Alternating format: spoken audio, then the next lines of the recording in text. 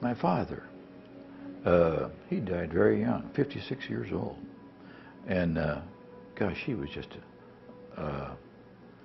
what an inspiration. And, you know, I was doing, he ran a Swiss cheese plant.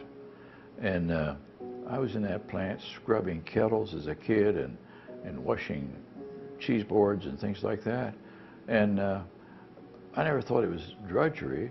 Oh, sure, I would have loved it, avoid it. I mean, as a kid that age and that. But he always made it worthwhile. And he and I, we had some long man-to-man conversations that they shaped me very much. I thought that he had been an immigrant to the United States, and he graduated from university in Switzerland, and he came here and he made things happen. And so I felt very, very lost when I lost him, you know. Well, how old were you? Well, see, it's about 20, somewhere like that. How did you die? He had cancer, and I came home from service, and one morning he said, hey, I heard him calling me, see, and the cheese plant was right next door. We lived down by the railroad tracks, the wrong part of town, you know, the trains would blow their whistles real loud, and I thought that was just great.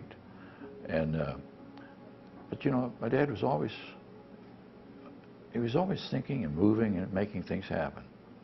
And then anyhow, he said he didn't feel good at all, so my sister Lucy arranged for him to come down to Columbus University Hospital there at Ohio State.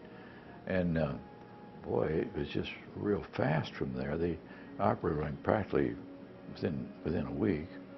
And it became, you know, he had cancer. But that was back in the days in which they didn't discuss that with the patient.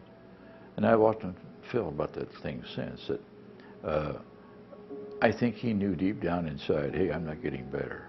Because shortly after the operation, he was doing well, see. And I thought, hey, but it didn't work out that way. And but he didn't live very long. But it was very painful to me because he'd just been a great guy, you know. And my mother, she was a very well organized person.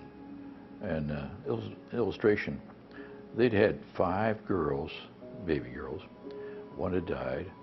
Anyhow, then finally my brother Fred arrived. And he was named Fred after his father, after our father.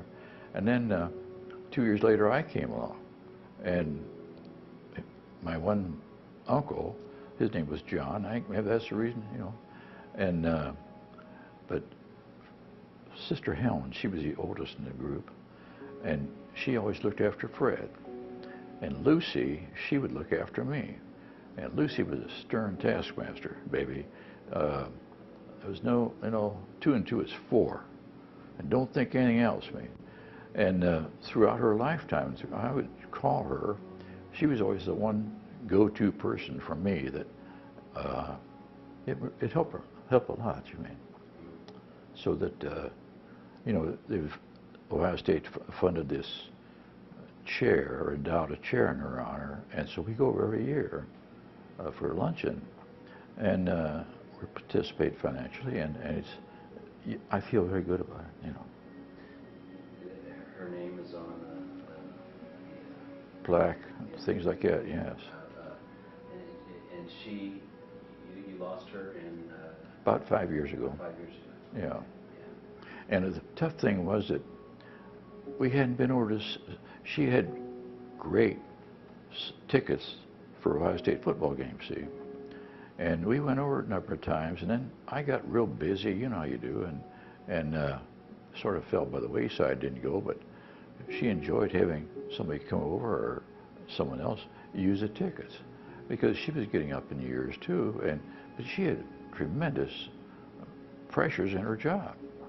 And anyhow, she'd been retired, but you know, they're supposed to retire at 65 there. Well, she worked till she was 70. And then she had an office there yet. And then they endowed the chair, so she would go over there and read all the essays these people, these contestants were writing and things like that. And she decided who got the thing. It was that the one scholarship then, it's 2 scholarships now. And our one niece, Fred's daughter, lives there in Columbus. She's in business herself, and she has taken Lucy's place.